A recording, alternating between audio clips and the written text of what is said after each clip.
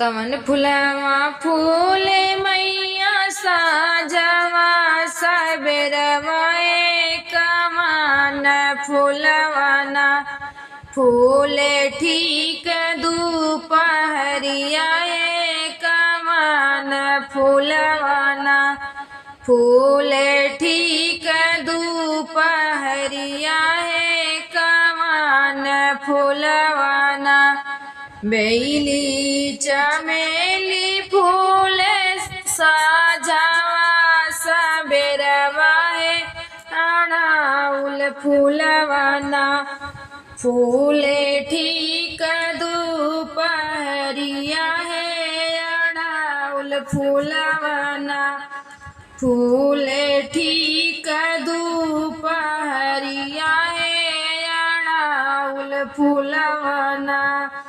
कवन देवी डोलवा चल साजवा सबेरवा कवन हो देवी ना डोलवा चल दोपहरिया कवन हो देवी ना डोलवा चल दोपहरिया कवन हो देवी ना काली भगवती चल साजवा सबेरवा की दुर्गा मैया ना हे की दुर्गा मैया ना चल ठीक दोपहरिया की दुर्गा मैया ना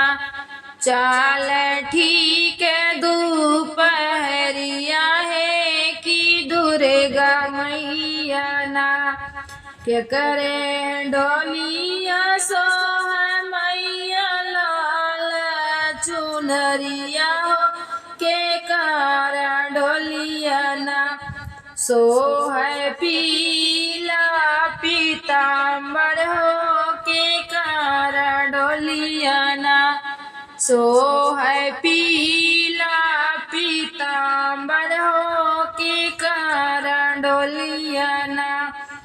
देवी डोलिया सोह मैया लाल रंग चुनरिया हो भगवती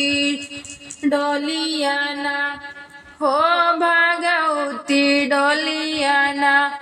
सोह पीला पीताम्बर हो भगवती डोलिया ना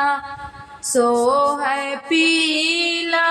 पीताम्बर हो भगवती डोलिया ना।